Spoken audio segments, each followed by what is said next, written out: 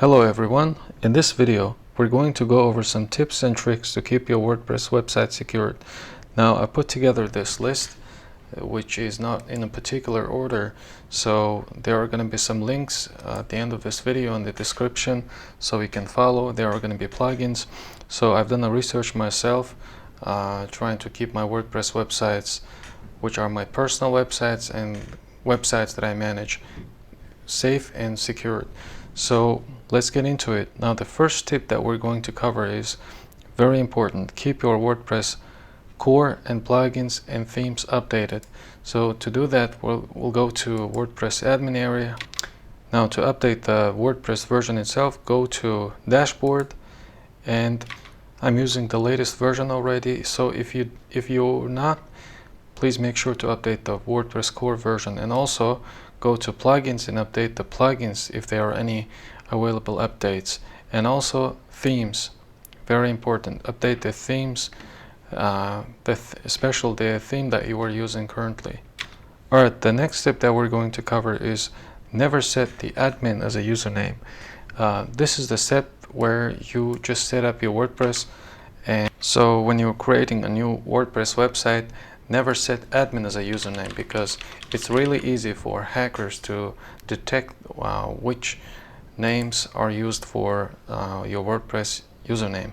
So set something else, but never admin.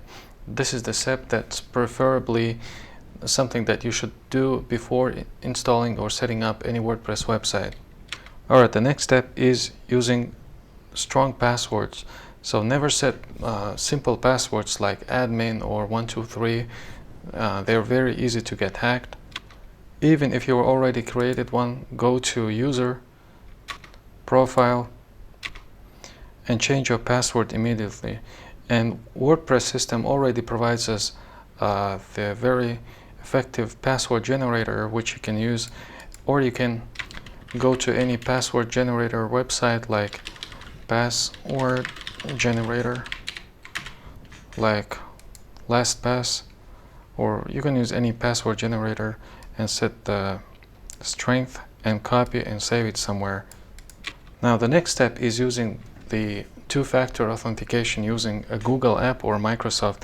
Now this step is something that I personally don't do, but if you feel comfortable doing that, you should go ahead. This is just going to add an extra safety layer for your WordPress website.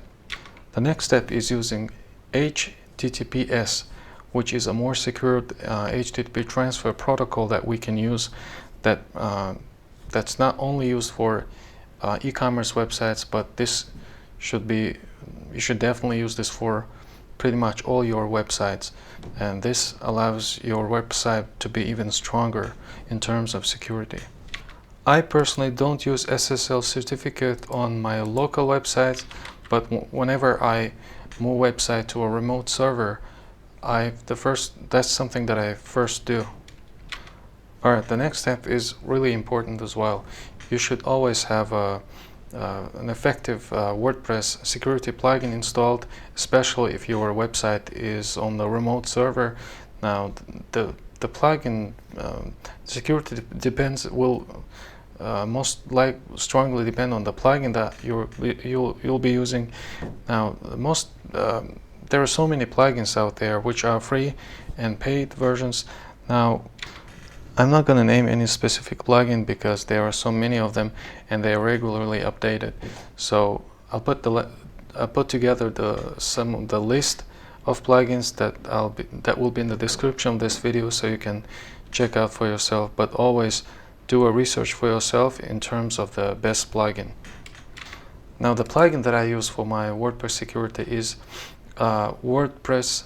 It's called WordFence. So you can install it, go to the settings, and play around with these settings. So this plugin provides basic security. Now the next step is also really important. You should do a regular backups for your WordPress website and database as well. Now this will allow you to roll back if your website get hacked or malware infected. You can always restore your website using your backups. Alright, next step, using application firewall.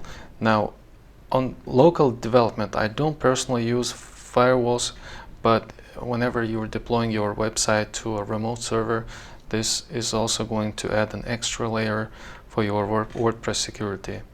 Next step, you should always be scanning for malware, because malware is something that most frequently happens. This is the most common attack or infection for your WordPress, not only WordPress website, but any it can be any website, even a static one.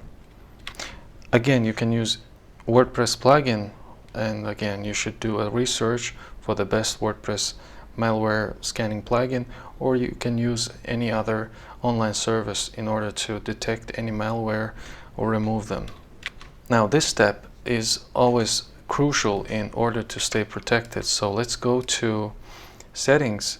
When setting up a WordPress website, you should always go to settings, discussions, and always remove this check mark, because this one, we should never allow anyone to post any comments or malicious code unless it's really important, if you're doing some forum or so. If you're not planning to use this, please disable it and save.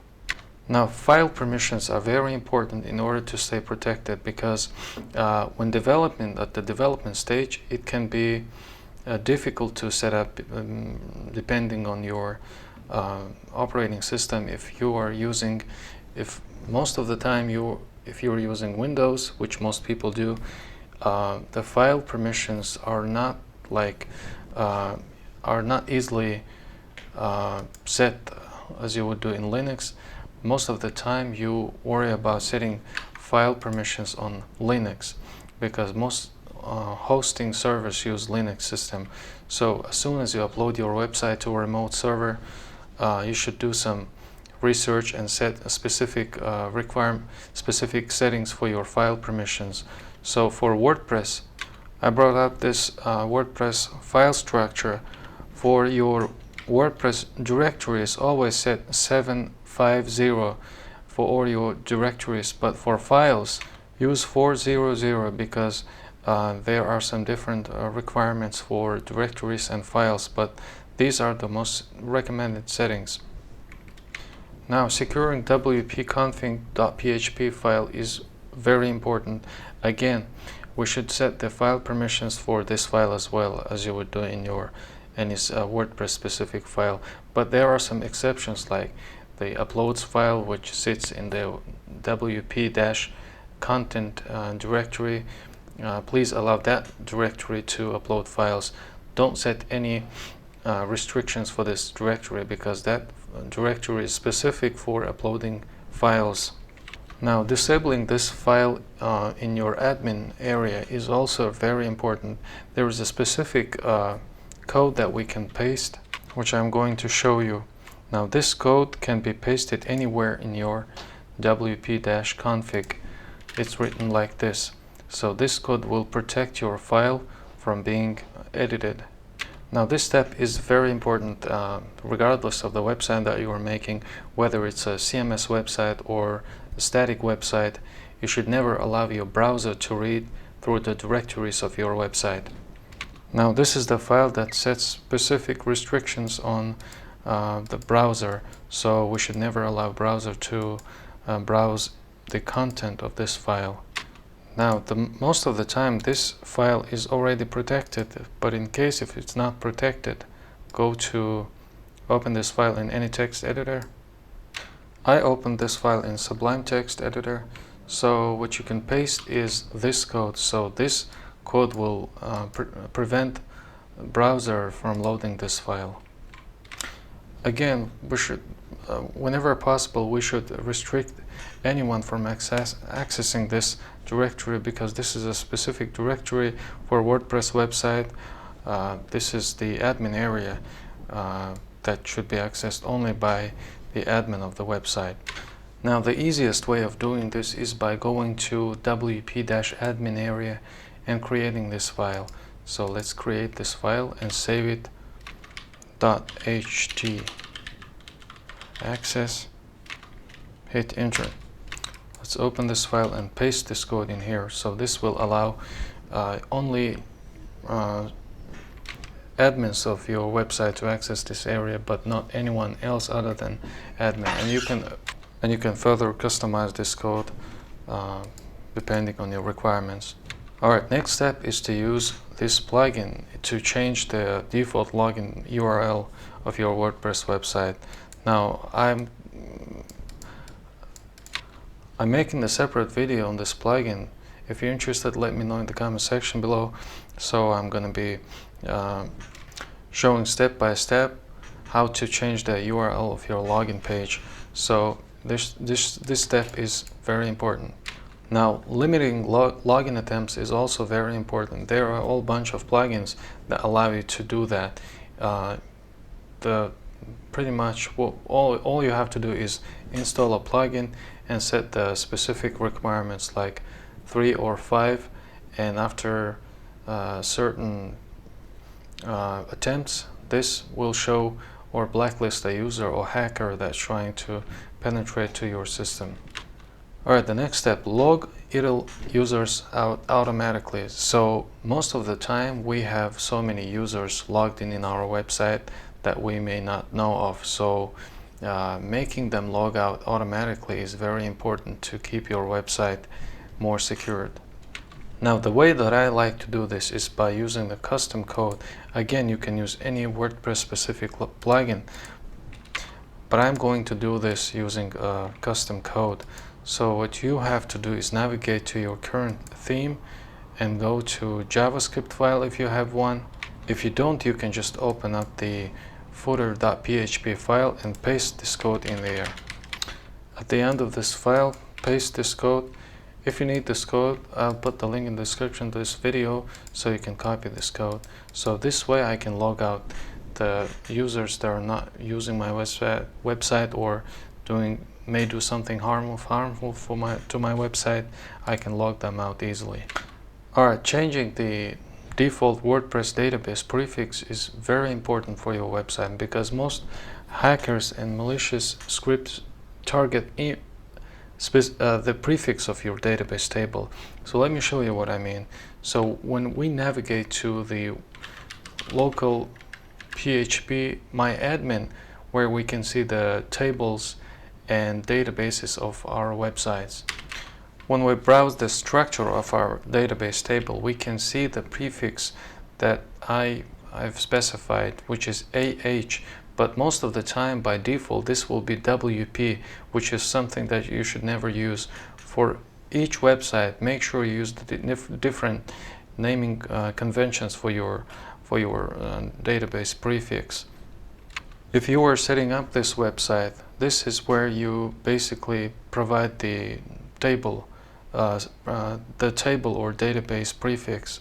Or this can also be configured here in the wp-min config file, which is this field. And we should always keep PHP version up to date.